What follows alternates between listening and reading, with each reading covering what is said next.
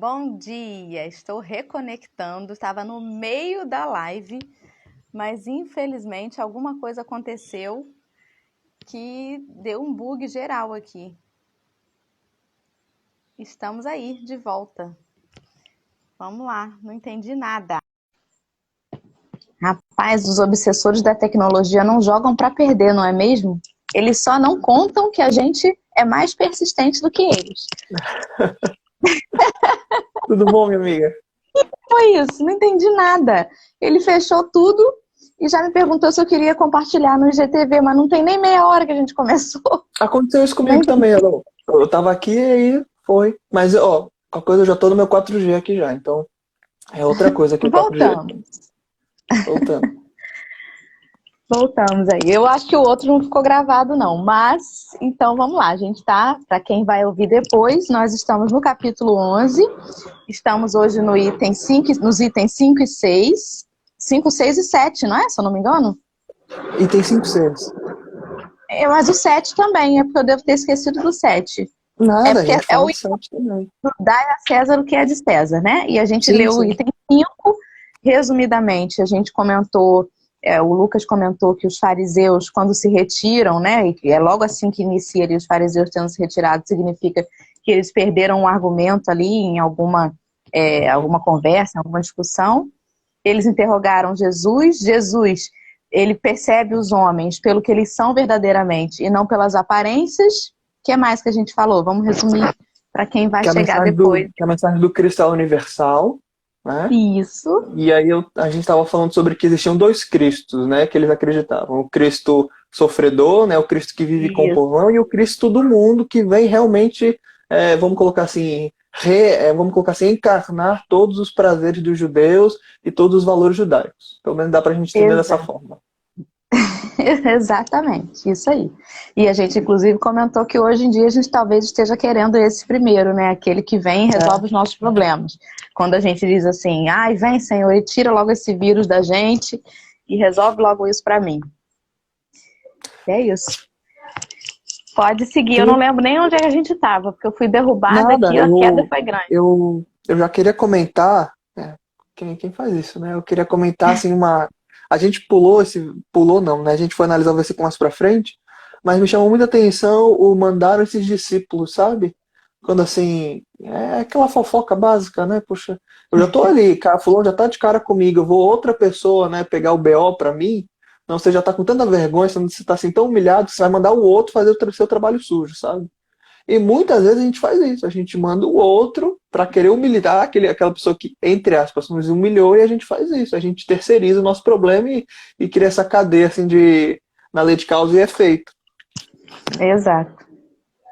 E aí a gente também comentou de Levi, né, de como Cristo pega os pequenos, torna grandes. A gente falou de Levi, que era pagador, que era Cobrador. publicano, né, e cobrador de impostos, né, tudo, e que o povo judeu era um povo muito sofrido, né, sofreu do Império Babilônico, grego, romano, muito triste mesmo. E a nossa responsabilidade em sendo discípulos de Jesus, né, aprendizes, de também começar a exercitar o nosso olhar para ver o nosso irmão pelo que ele é e não pela posição que ele ocupa na sociedade, pelo cargo que ele tem ou não tem, né? Enfim, que a gente veja, como é que eu posso dizer? Quem fala isso acho que é Tiago, né? Que a gente veja como Jesus o doente e não a doença, né? Então que a gente tenha olhos para ver o irmão e não aquilo que ele representa ou aquele ato que Ou ele aquilo que a faz, gente quer comete. ver. Exato. E que basta que a gente se coloque à disposição, né? Para que o Cristo nos estenda a mão, como você falou, né? Ele não pergunta o que você pode dar, ou o que você já fez de bom ou de ruim, mas ele pergunta se você quer. Você quer seguir? Então, vamos lá. Tem uma coisa que é muito legal, tá lá em Lucas, que dão para Cristo que comer, né? E aí ele come peixe e tudo. E aí essa passagem é bonita simbolicamente, porque Cristo ele deu tudo que ele tinha para os discípulos e apóstolos. O ensinamento, multiplicou pães e peixes para multidões, para mais de 5 mil pessoas. Voltou no terceiro dia para mostrar, né, que a vida não cessa, que o amor vence a morte, vence a dor. Né, curou muitas pessoas na frente, assim, de cara com os discípulos e apóstolos.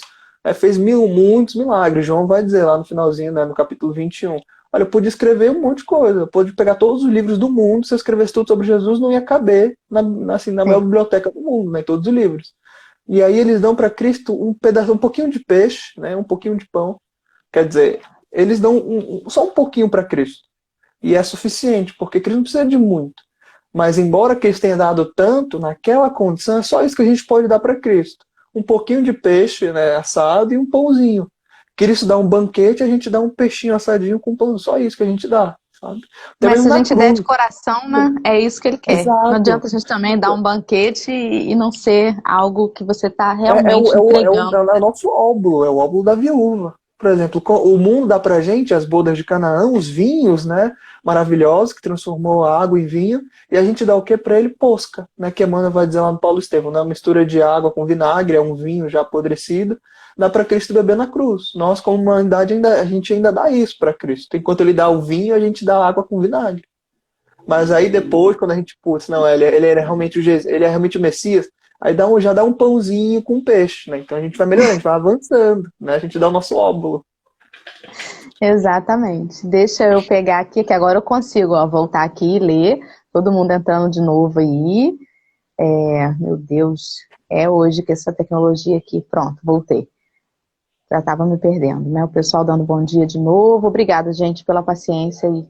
A Camila disse, agradeceu, muito bom ouvir. Parabéns, obrigada por compartilhar esses ensinamentos. É o Lucas aí, gente. Graças a Deus ele aceitou o convite, está aí com a gente. A Luana contando de um pesadelo, mas que bom é acordar e perceber que era só um sonho, né? Graças a Deus. Que você possa ir lá agora abraçar o papai e dar um beijo bem grande nele. A Rosália disse que somente os dois Cristos que esperavam e o Cristo que veio. Bom dia, minha irmã. Receba meu abraço aí. Tô com muita saudade. Muita coisa. Espero que você esteja melhor hoje. Estava com um pouquinho de dor. E o resto, bom dia para todo mundo. E aí a companheira pediu para a gente comentar de novo os dois Cristos, né? Os dois Messias que você havia Nossa. falado.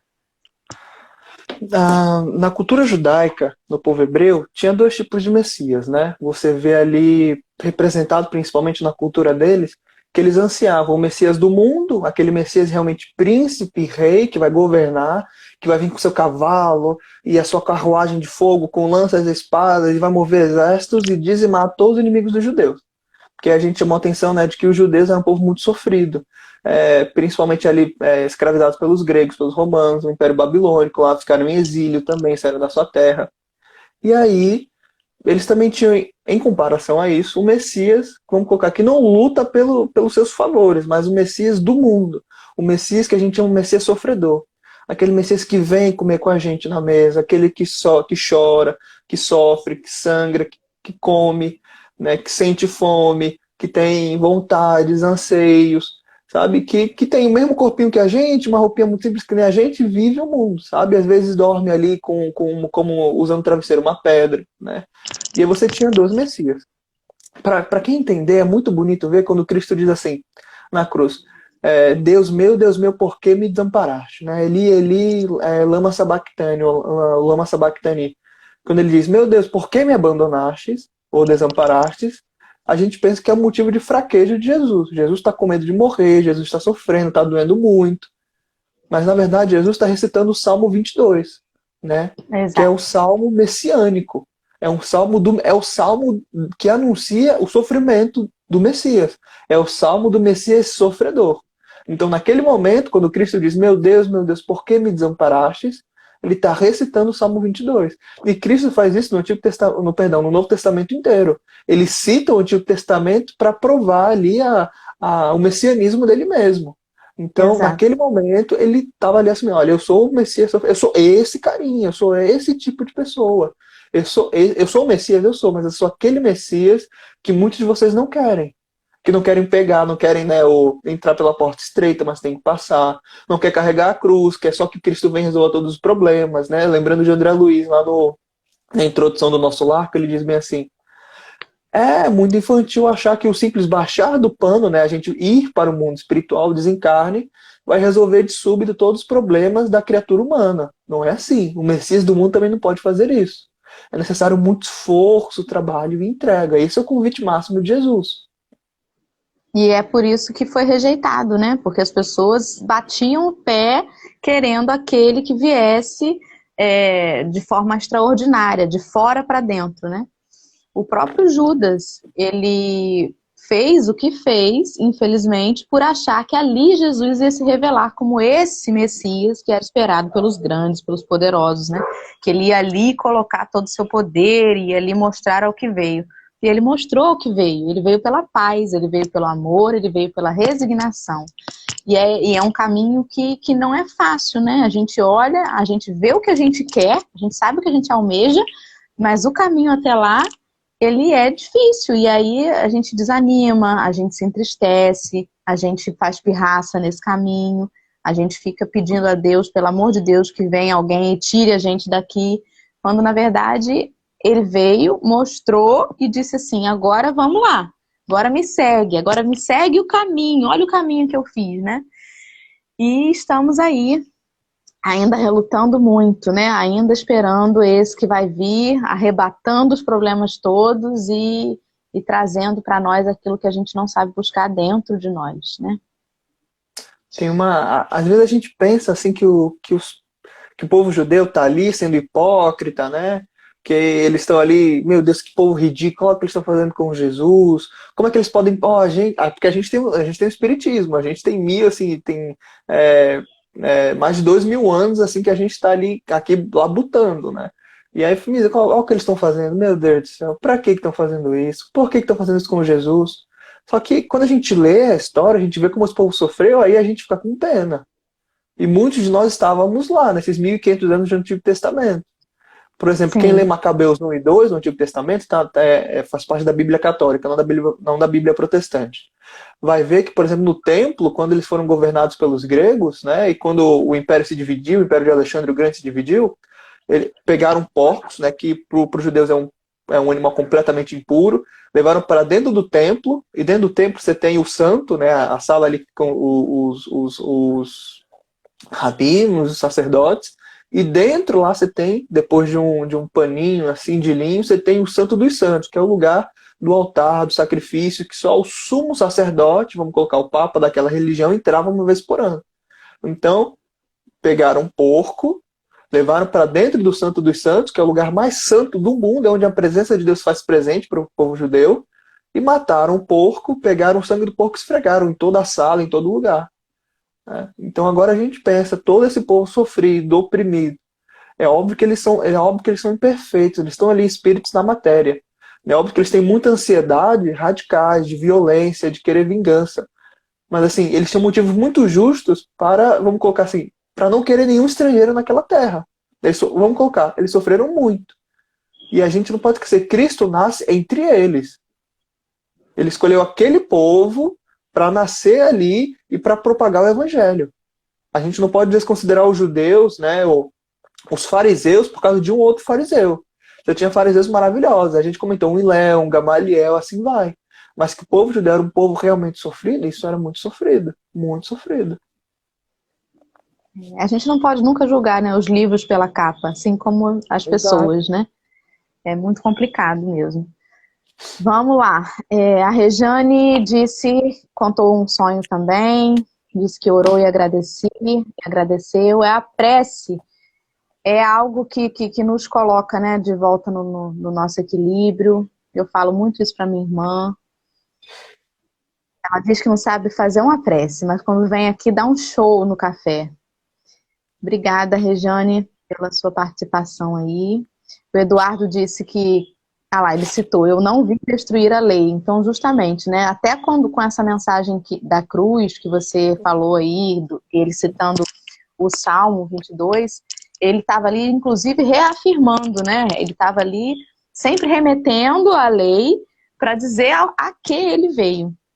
A Rosália colocou que ele não lavou os nossos pecados com o sangue dele, com sangue no sentido de violência, né? Na verdade, ele Sim.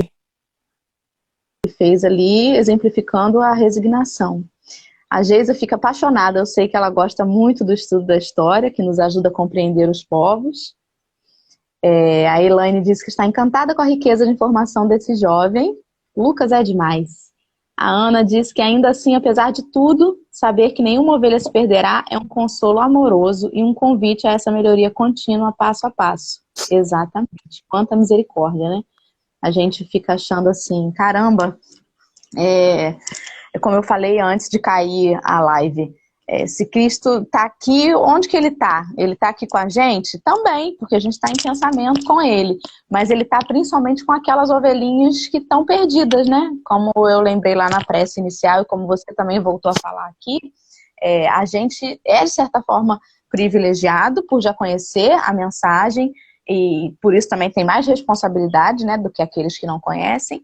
Mas aquele que não conhece, que não tem o consolo, que não sabe o quão bem uma prece faz, esse pode estar realmente numa situação muito mais penosa. Então, realmente, é nosso dever falar disso, levar esperança e tentar exemplificar, né, essa resignação. Isso é o mais difícil, Lucas, porque a gente percebe que, por exemplo, eu costumo falar em onda. Essa onda do que a gente está vivendo, ela está chegando, né? Você sabe que aí no seu estado, a situação tá crítica pra caramba em relação a isso, e aí você começa a ter pessoas muito próximas a você sendo acometidas, você começa a ver famílias perto de você com muitas dificuldades. Então, quanto mais essa onda vai chegando, mais a gente tem que se unir mesmo àquilo que a gente já tem, a buscar na prece, no evangelho, porque a gente precisa se fortalecer, que a gente não convença ninguém pelas palavras, mas que a gente se mantenha no exemplo, firmes por nós e por todos, né? E, claro, respeitando os nossos limites, porque há dias em que a gente simplesmente não consegue, há dias em que a gente está desanimado, a gente ainda é assim, ainda é falível. Então, que a gente se respeite o nosso limite, né? Porque nós não somos infalíveis, mas a gente já tem as ferramentas. Então, a gente tem o direito de ficar triste, tem o direito de se abater, mas a gente não pode se deixar estagnar nesse estado, porque a gente já tem as ferramentas, né?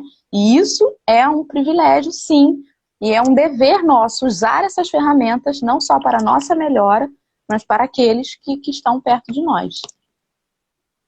Tem uma mensagem de Emmanuel comentando Gálatas, capítulo 5, versículo 1, que é uma mensagem que eu gosto muito. O pouquinho de Gálatas, capítulo 1, versículo 1 é assim: Paulo diz para a comunidade: foi para a liberdade que Cristo libertou vocês. E Emmanuel vai comentar, ele vai fazer vários comentários sobre isso. Quem quiser ver o Evangelho por Emmanuel, das cartas de Paulo, é muito bom. Mas tem uma mensagem muito legal que está no Ceifa de Luz, capítulo 16, que é intitulado Ante a Liberdade. E quando eu li, né, o capítulo do Evangelho de hoje, eu fiquei, não, é isso aqui que tem que comentar, é exatamente esse ponto. Porque muitas vezes eu sempre faço um paralelo, eu já vou comentar só essa mensagem, mas toda vez eu faço um paralelo de, por exemplo, não pode servir a dois senhores, né? Não pode servir a Deus e a Mamon. Né? E esse versículo em si dá pra gente esmiuçar e falar assim, durante anos, só esse versículo.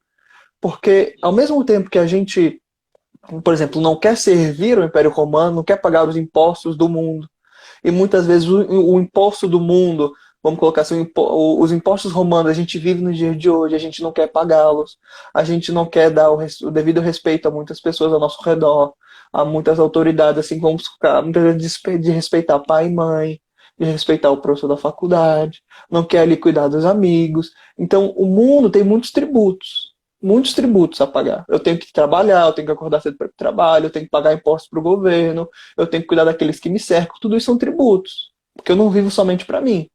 É óbvio, né, que a gente não pode comparar, né, os tributos a Deus em relação aos tributos do mundo, né, os tributos da carne. Mas o mundo em si, vamos colocar assim, como escola do amor, tem muitos tributos que eu sou obrigado a pagar e graças a Deus que eu tenho que pagá-los. Porque eu aprendo muito pagando esses tributos. E aí no Ceifa de Luz, capítulo 16, ante a liberdade, Emmanuel vai dizer que Cristo, a gente não vai ver Cristo se revoltando contra as hierarquias, contra o Império Romano, contra o próprio Sinédrio, que condenou ele à morte, ou contra os romanos. Muito pelo contrário. Vai escutar o Cristo trabalhando no silêncio. Emmanuel diz, a única coisa que Jesus fez foi seguir as leis de Deus e aplicá-las usando todo o seu tempo e esforço disponível em prol dos outros. Por isso que marca muito quando a gente vê, por exemplo, né, dai a César o que é de César. Ok, dou certo, mas isso em modo nenhum significa não dar a Deus o que é de Deus. Porque eu posso dar ao mundo o que lhe cabe, eu preciso trabalhar para ter dinheiro, preciso pagar impostos, porque no sistema que eu estou envolvido aqui econômico, no governo que eu estou inserido, eu preciso pagar impostos e assim vai. Mas isso não me exclui, não me impede de servir a Deus. Por isso que chama Sim. muita atenção os cristãos da primeira era. Eles foram convidados a viver o amor do Cristo, e viver o amor do Cristo significa você basicamente conviver em outro lado da moeda. São valores diametralmente opostos com os valores em voga da sociedade. Significa, Doralice, se alguém te ofender, você não vai gritar, você não vai machucar, você não vai violentar de volta, você não vai tacar pedra em ninguém. Se uma mulher trair o marido, você não vai tacar pedra nela de forma nenhuma. Se alguém arrancar o seu olho, você não vai matar a pessoa, você não vai cegar ela de volta, muito pelo contrário. Você vai encontrar sempre motivos para amar o outro, ainda mais um cadinho, ainda mais se esforçando. Eu, infelizmente não lembro da referência, mas quem souber nos comentários, né, quem já tiver lido, seria muito bom. É porque não é um espírito, entre aspas, muito comum que diz isso. Não é Mano, não é André, não é Humberto, não é Meimei, não é Alta de Souza, né? Mas é um espírito, pela psicografia do Chico, diz assim, que nas bem-aventuranças há muito consolo. Há muito consolo nas bem-aventuranças. No entanto, nas bem-aventuranças há mais convite a trabalho do que consolação. Nas bem-aventuranças, que resume ali o evangelho do Cristo. Então, às vezes, a gente Sim. está ali querendo conhecimento, mas não quer colocar em prática. A gente tem medo de viver o mundo. Por isso, muitos se isolam, vão para monastérios. A gente fez muito isso em muitas encarnações. Fugiu do mundo, fugiu do testemunho. Né? Então, quando a gente vê, por exemplo, os cristãos chorando lá no circo, não chorando de medo, mas chorando de felicidade, porque vão reencontrar com Cristo no mundo espiritual, isso marca. A gente não compreende, mas é um amor tão puro, tão simples, que aí sim, eles deram para o mundo o que tinham que dar, conviveram com a sociedade, amaram quando foram e colocaram em prática, né, o conselho de Francisco de Assis, que ainda reencarnaria, né, que diz, olha, a vida de vocês é a única Bíblia que muitos vão abrir. Saibam exemplificar. Então, por isso diz, Cristo liberta nós de nós mesmos, é ante a liberdade. Esse movimento de se libertar do mundo exige contato com o mundo, exige estar imerso no mundo. Exatamente. E quando ele diz assim, eu venci o mundo, você vai falar assim, venceu o mundo? Nada que venceu o mundo, foi lá crucificado. Mas é porque não é essa sensação de vencer o mundo, de vencer os homens pelo poder, pela força. Vencer o mundo é justamente estar no mundo, né? Se colocar ali no mundo, vivenciando aquilo que o mundo propõe, mas utilizando em cada uma de suas atitudes a lei de justiça, de amor e caridade, porque aí sim a gente consegue vivenciar o mundo, né? E a consolação, o prêmio, a recompensa, ela não virá pelos homens, pelos olhos da humanidade, né? Não é esse reconhecimento que a gente terá. Se a gente espera vencer o mundo e ser reconhecido pelos homens, a gente está indo pelo caminho errado. Exato, se a gente quer os aplausos do mundo, né, a gente está completamente enveredando por aquilo que não nos serve. Sim, Se Cristo já conhece o seu íntimo, isso basta. Cristo já lhe conhece, exatamente. é a única que você precisa. Se a gente, por exemplo, a gente estava comentando, né, de como Cristo pega os pequenos e torna grandes, para a gente entender a grandeza do amor do Cristo, olha o que ele fez. Ele pegou a cruz, símbolo máximo de sofrimento. Você quer, por exemplo, uma coisa mais pagã do que uma cruz? Uma coisa que mais simboliza sofrimento, sangue, lágrima, tortura do que uma cruz? E o que ele fez? Transformou em símbolo máximo de redenção, de renúncia. Símbolo máximo do amor. É isso que Cristo faz com o amor, entendeu? Ele está no mundo, imerso no mundo, servindo ao mundo, mas está ali sempre obedecendo às leis de Deus. Exato. Sabe? Eu acho que é por isso que é um convite muito grande para nós. E às vezes a gente não compreende, a gente tem medo até mesmo daquelas pessoas que estão ali vivendo uma espiritualidade maior, e a gente quer ofendê-las, quer desmoralizá-las, enquanto elas estão sendo exemplos vivas do Cristo, né? Como Paulo vai dizer, cartas vivas do Cristo. Exatamente. As palavras não convencem tanto quanto o exemplo mesmo. A gente sabe disso, né? Quando a gente tem filho, então aí é que a gente sabe disso. Porque, pelo contrário, as palavras elas são vazias. Porque o exemplo é que carrega mesmo, que atrai e que conquista. A Cirleide está indo trabalhar, todo dia fica com a gente até a horazinha dela sair. A Irma disse que poderia ficar aqui até a hora do almoço aprendendo, ó. O Marcos diz que um bom exemplo através da crucificação é o desapego da matéria, porque os verdadeiros valores são espirituais, sim. E o Eduardo Ladeira, que vai estar aqui com a gente amanhã, comentou que os aplausos do mundo são o você já recebeu a sua paga, né? Sim, a Exato. gente tem esse estudo Já também. recebeu seu galardão. Isso.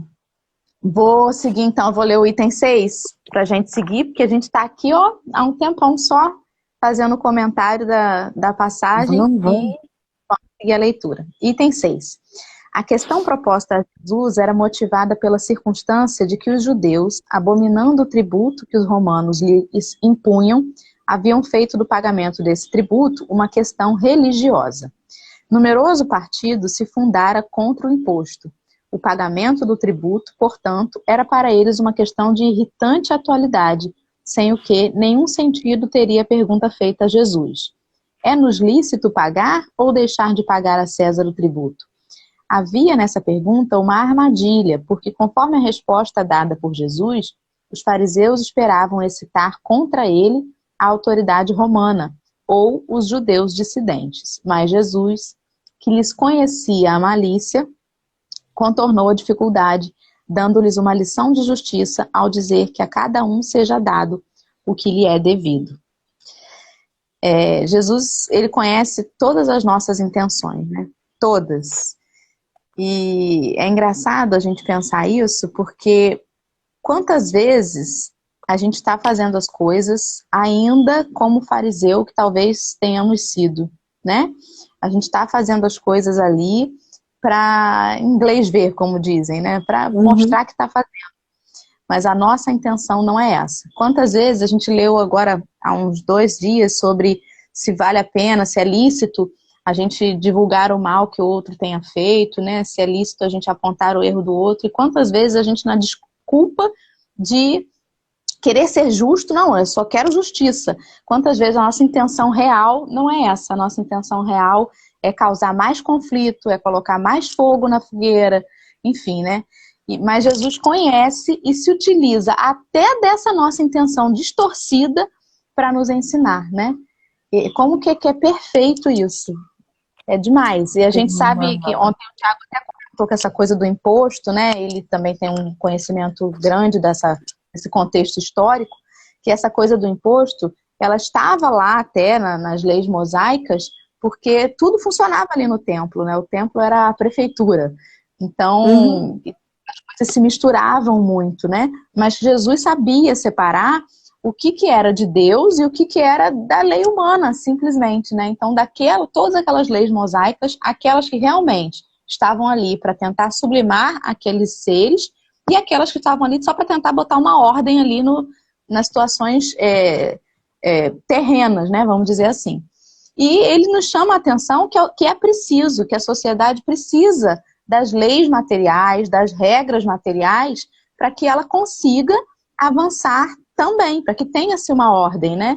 E que a gente saiba separar isso. Então, a maior essência que a gente tem que tirar daqui é o que se a gente consegue colocar Deus nas coisas que a gente faz e se a gente cumpre aquilo que nos cabe com resignação, com amor, entendendo da necessidade daquilo para o mundo e para o estágio evolutivo que o nosso planeta tem ainda, né? Sim.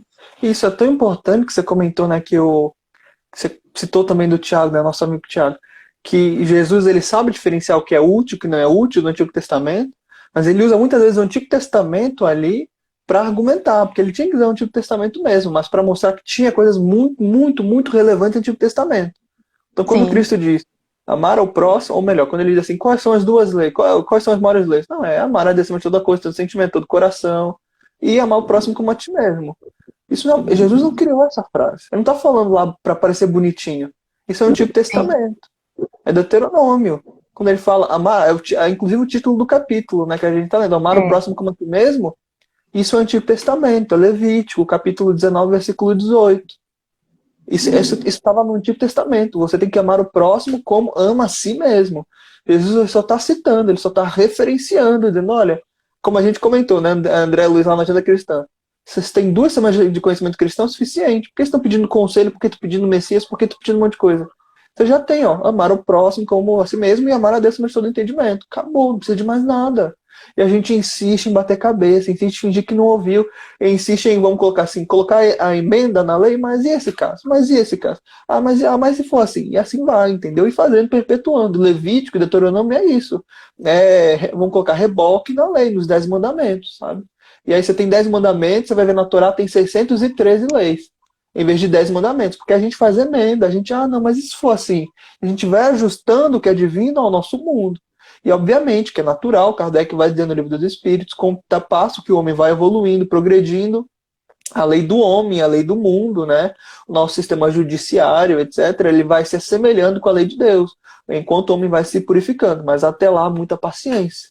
Até lá, a gente precisa escutar o convite do Cristo, né? A esperança que enobrece, ao perdão que engrandece, ao amor que sublima, e assim vai.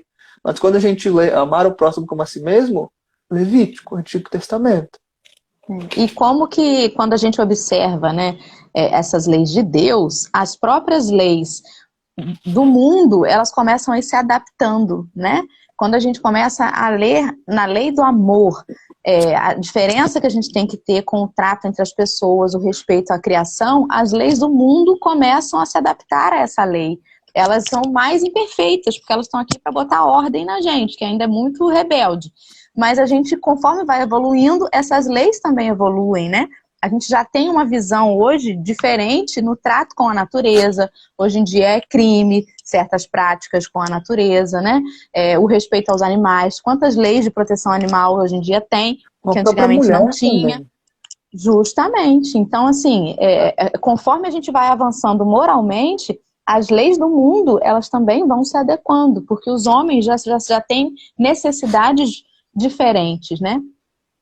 Tem um livro que é Os Anjos Bons da Natureza, do Steven Pinker, né, que é um psicólogo, se não me falha a memória, é um psicólogo de Harvard, e ele escreveu esse livro, é um livro dessa grossura, é um livro grossão, mas é basicamente para sustentar a teoria dele de que a nossa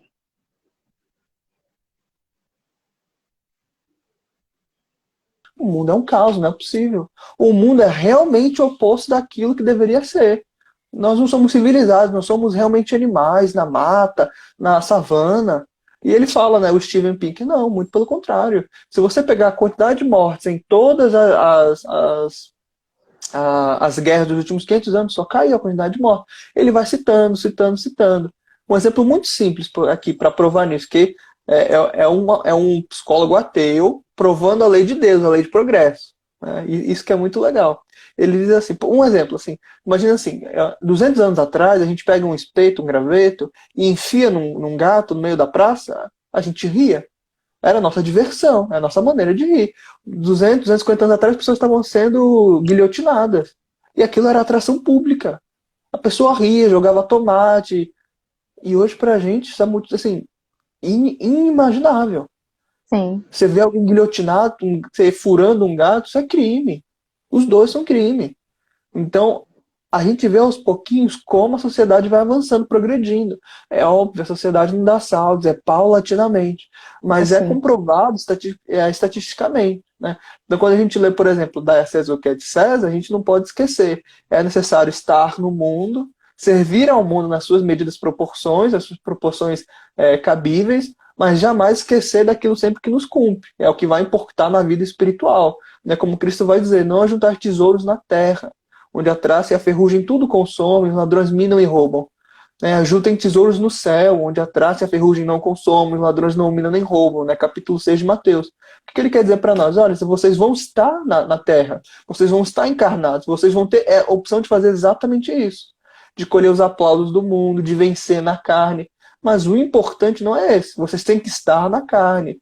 A Dora tem que ter um emprego, o Lucas tem que ter um emprego, às vezes tem que fazer uma faculdade, tem que se esforçar muito, tem que ganhar um aumento no emprego para conseguir sustentar. Mas isso não é o mais relevante.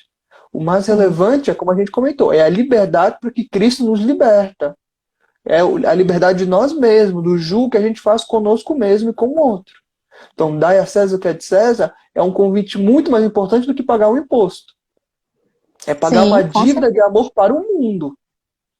Porque se você tem ciência da lei de Deus, da lei de amor, você paga o seu tributo ciente das suas responsabilidades mais importantes. Quer dizer, você paga ali que tem que pagar para o mundo, mas sabe que o mundo não é o seu mestre. Não é Mamon, o seu mestre é Deus, é o Cristo, é a causa do Evangelho. Exato. A Irma pediu para você falar de novo o nome desse livro que você citou, deste psicólogo. Os Anjos Bons da Natureza. Steven Os Anjos Pinker. Bons. Steven Pode Pinker. deixar. Depois eu coloco um lembretezinho na página aí para o pessoal não se Tá perder. bom. Vou ler o último item 7, que não, eu nem tinha colocado ele, mas é porque eu engoli ele junto com a canjica de coco. Vamos lá. Item Você está 7. comendo a canjica ainda? Ela já esfriou, tá aqui do lado, porque eu esqueci até de comer. Ó. Comi metade da xícara e entrei no papo. Então a conversa estava boa. Pois é, para deixar a canjica de lado, né? O assunto é bom. Vamos lá. Esta sentença, dai a César o que é de César, não deve ser entendida de modo restritivo e absoluto. Como em todos os ensinos de Jesus, trata-se de um princípio geral, resumido sob forma prática e usual e deduzido de uma circunstância particular. Esse princípio é consequente daquele segundo o qual devemos proceder para com os outros como gostaríamos que os outros procedessem para conosco. Ele condena todo prejuízo material e moral que possa causar a outrem, toda violação de seus interesses. Prescreve o respeito aos direitos de cada um, como cada um deseja que se respeitem os seus. Estende-se mesmo aos deveres contraídos para com a família, a sociedade, a autoridade, tanto quanto para os indivíduos em geral. E para que a gente perceba também que não é à toa que existem esses deveres, né? Todos esses. Eles não existem à toa, né? Às vezes a gente reclama, mas eu tenho que fazer isso, mas eu tenho que fazer aquilo, mas não é à toa que existem, né? A gente não pode ficar aqui largado para fazer o que quiser. A criança, por exemplo, ela precisa de disciplina, ela precisa de um horário, ela precisa de uma rotina, isso faz parte do crescimento dela, tanto da educação intelectual, quanto daquele crescimento psicológico da criança. Ela precisa ter uma referência, ela precisa ter os horários a cumprir. Isso faz com que ela se organize. Isso é uma questão de construção, de ela aprender a raciocinar, dela aprender a ter uma lógica construtiva de pensamentos. Não é simplesmente algo que o ser humano criou e falou assim, é assim que eu quero, vai ser bom, né? Então a gente tem que entender que as regras que a gente segue ou que existem, elas estão ali para um propósito e servem aquele propósito naquele momento que a gente precisa. Pode ser que daqui a algum tempo a gente nem precise mais. Daqui a algum tempo, espero eu, que não precise ter uma lei que me diga que roubar é crime, né? Que isso seja tão lógico que eu não preciso lá olhar se é permitido ou se não é permitido, né? Isso precisa estar internalizado dentro da gente. Então, enquanto a gente não tiver internalizadas essas leis de Deus, as leis humanas, elas precisam estar ali muito bem estabelecidas, porque senão a gente se perde, realmente se perde na coletividade, né? E isso é tão legal. Essa nossa maneira, né, de enxergar o mundo, de pelo menos assim, de colocar o óculosinho para enxergar o mundo, mesmo com todas as suas, vamos colocar más tendências do mundo, as nossas más tendências, mas colocar, realmente ter a disposição de colocar, vamos dizer assim, as lentes do cristianismo ou do Cristo, né, para a gente conseguir enxergar, porque a gente vai encontrar muitos motivos na nossa existência para não seguir o Cristo, para baixar a cabeça, passar reto. Vamos colocar, se a gente tem que trabalhar no silêncio, às vezes o silêncio ensurdecedor daquele que não trabalha, que ficou inerte, vai ser ainda mais gritante, né, do que o trabalho silencioso daquele que está ali se aproximando de Jesus. Porque a gente vai, por exemplo, estou com dor de cabeça, não vou fazer isso. Né? Eu vou, por exemplo, eu preciso fazer meu TCC para me formar. Dá acesso ao que é de César, é necessário, é importante, é relevante. Eu vou encontrar muitos motivos para ficar angustiado, principalmente nesse momento de pandemia, né? O que é muito justo e natural, muito justo e natural.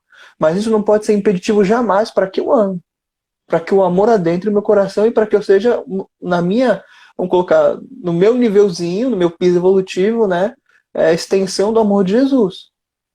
Porque se teve alguém que foi perseguido, foi Jesus. Foi perseguido pelo Sinédrio, pelos fariseus, saduceus, samaritanos, pelos romanos, muita gente. Em nenhum motivo você vê Cristo se revoltando contra o Império Romano, contra os gregos, contra o Sinédrio, contra os fariseus de modo geral. Ele chamava um ou outro de hipócrita, mas em nenhum momento ele proibiu o conhecimento, ele proibiu, né, você dar o tributo para César, muito pelo contrário. Porque isso não é o relevante. Sim. Isso não vai fazer você menos cristão, não vai tornar alguém impuro. Muito pelo contrário, saber realmente servir aqueles que no mundo, na hierarquia do mundo, estão acima de você é aprendizado. Quando você tem motivos para se revoltar e não se revolta, você avançou espiritualmente. Quando você tem motivos para chorar, para sofrer, mas escolhe amar, escolhe perdoar, escolhe realmente se fortalecer em prece, em oração, buscando coisas para agradecer, isso é avançar espiritualmente. É óbvio que é muito fácil falar do que realmente colocar em prática. É muito fácil eu aqui, desconhecendo a realidade, todo mundo está nos assistindo, e dizer, olha, você tem que agradecer, tem que amar. Mas não é receita minha, é do Cristo.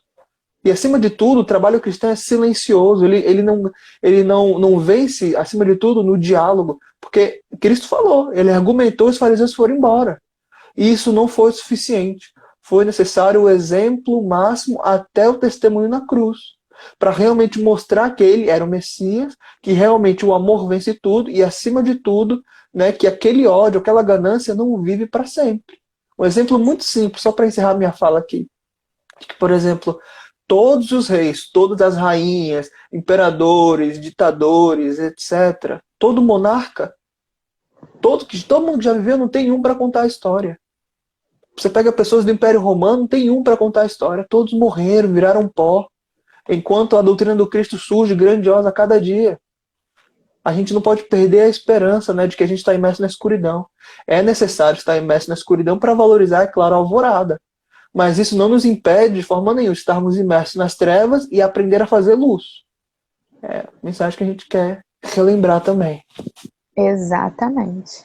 Exatamente. Um dia de cada vez, né?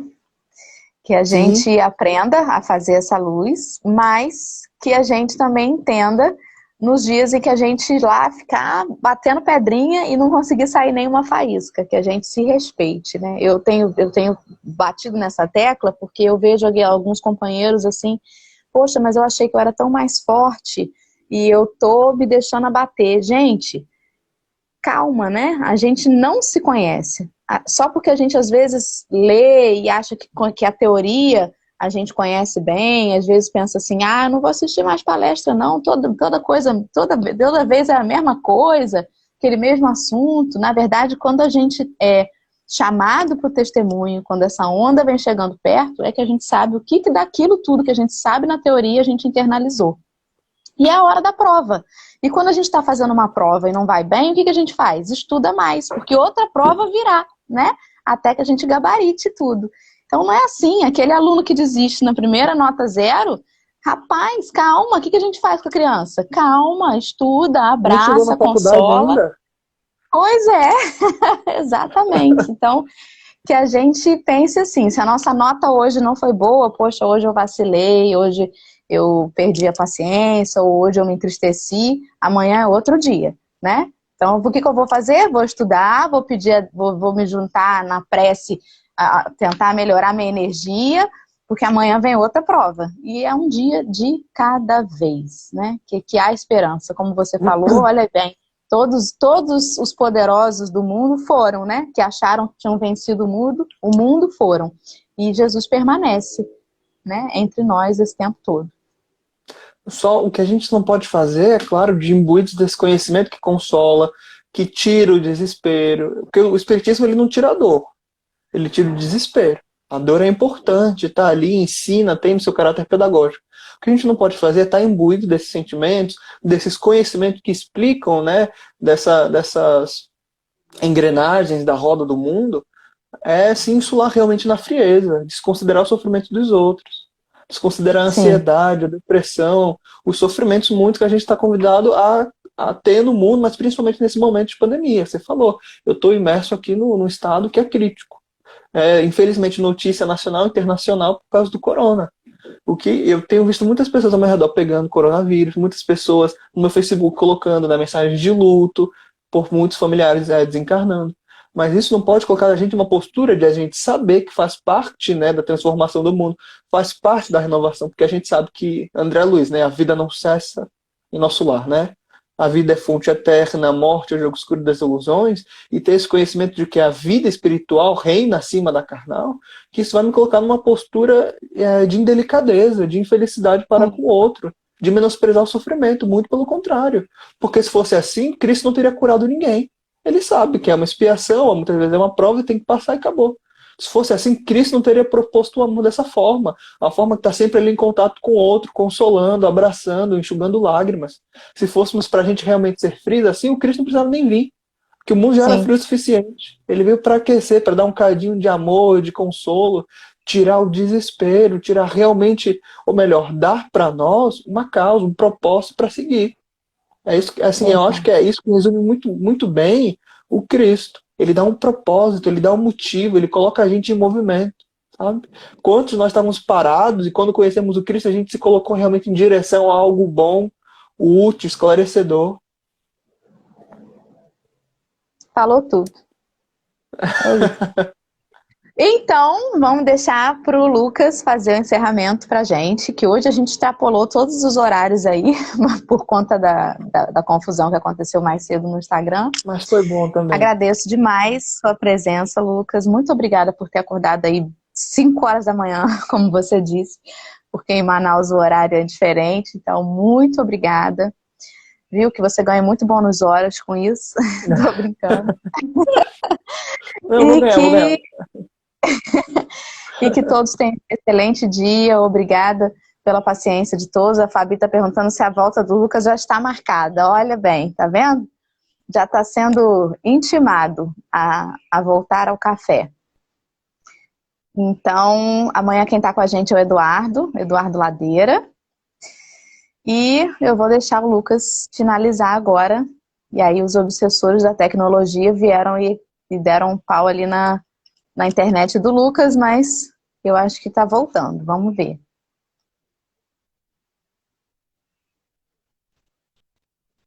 Voltamos. Travou tudo para mim. Ai, meu Deus do céu.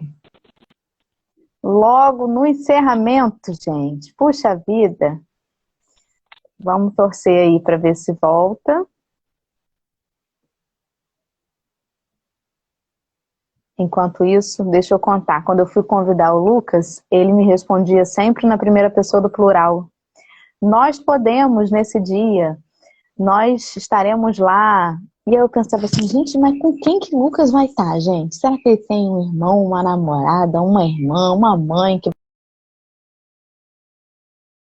quem que é nós? Eu coloco como quem? Como Lucas e quem? E aí ele falou assim, não, eu e os meus amigos espirituais, os espíritos, os obsessores, quem tiver do meu lado. Eu, então tá certo, então vai ter um grupo grande. Acho que ele caiu de vez. Aí, voltou, vamos lá.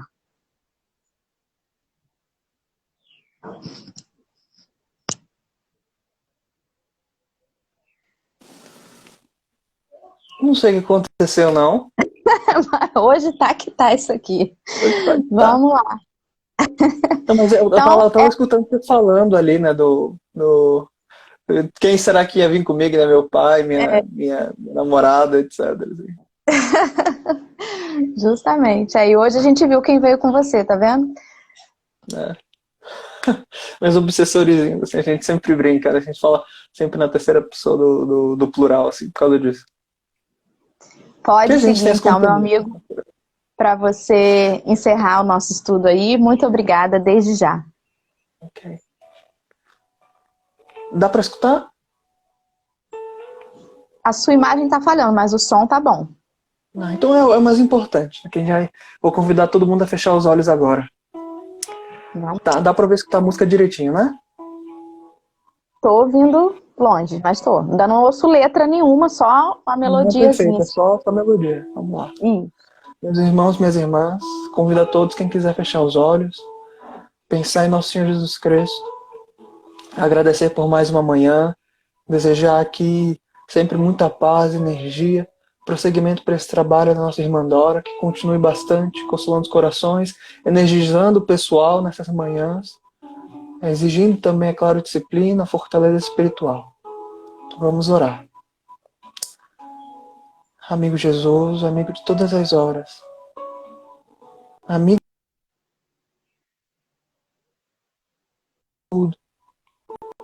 em que o Senhor nos permite sintonizarmos com os teus ideais, para que assim nós seguir no dia de hoje. Abençoa com muito, muito, muito trabalho, muita renúncia e muita paz no nosso dia de hoje. Já estarmos unidos, apesar de todas as dificuldades, pela distância, pela internet, Cristo reina acima de tudo isso. Que nós possamos ter consolado pelo menos um coração, com um cadinho de conhecimento que nós vamos acumulando com o tempo. Permite, Senhor, que cada um de nós possa ser extensão do teu amor. Obrigado pela paz que reina em nossos corações nesse momento. Que nós realmente possamos ter em conjunto, nesse movimento agora de grande luz, ter o coração batendo em uníssono com o teu coração, Senhor. Que toda essa energia boa que reina aqui entre nós, apesar de toda a distância física que é pequena, que acima de tudo os laços do coração sejam mais fortes, mais benditos. Espalhe essa energia para o mundo. Um cadinho de amor e luz nunca para ninguém. Nunca faz mal um pouquinho de amor. Garante para nós a esperança, apesar da entrega, do sacrifício, da dor, do trabalho. Que na labuta nós possamos te encontrar, Senhor. E que ao mesmo tempo nós possamos dar a César o que é de César e a Deus o que é de Deus. Mas acima de tudo não faça a nossa vontade, faça a tua vontade. Que um dia a nossa vontade possa ser a tua vontade. Seja sempre conosco, até a consumação das eras. Que assim seja.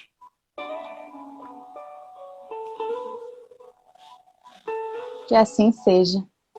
Foi tão introspectivo isso que foi difícil voltar a abrir o olho, porque a sensação da prece é tão boa, né? É tão...